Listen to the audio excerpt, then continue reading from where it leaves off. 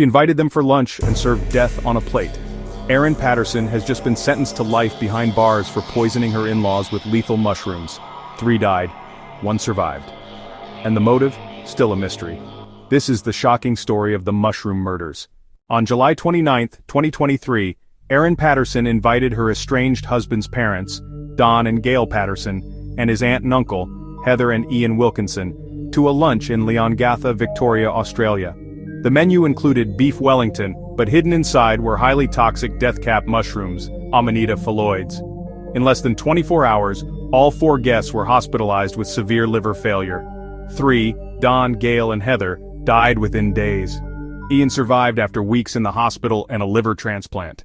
In July 2025, after a 9-week trial, a jury found Patterson guilty on 3 counts of murder and 1 of attempted murder.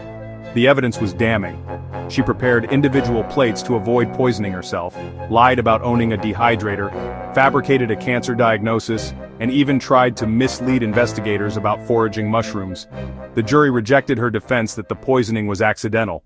On September 8, 2025, Judge Christopher Beale sentenced Patterson to life in prison with a non-parole period of 33 years, meaning she won't be eligible for parole until her early 80s.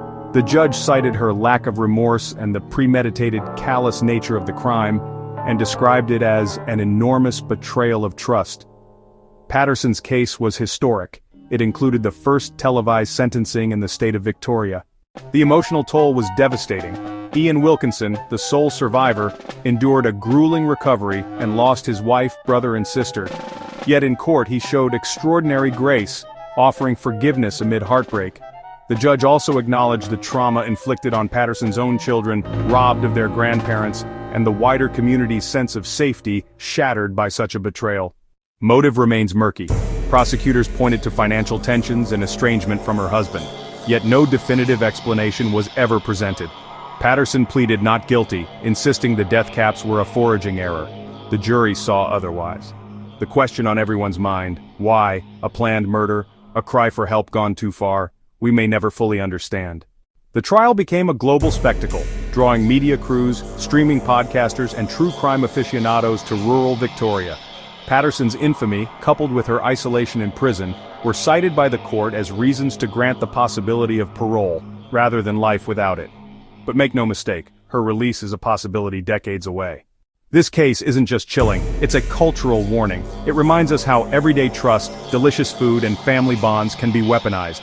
Death-cap mushrooms are notoriously lethal and easily mistaken for edible varieties.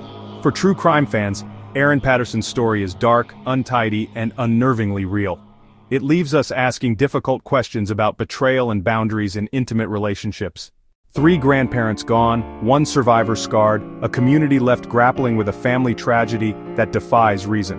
Erin Patterson's life sentence may close a chapter, but for many, the wound won't heal.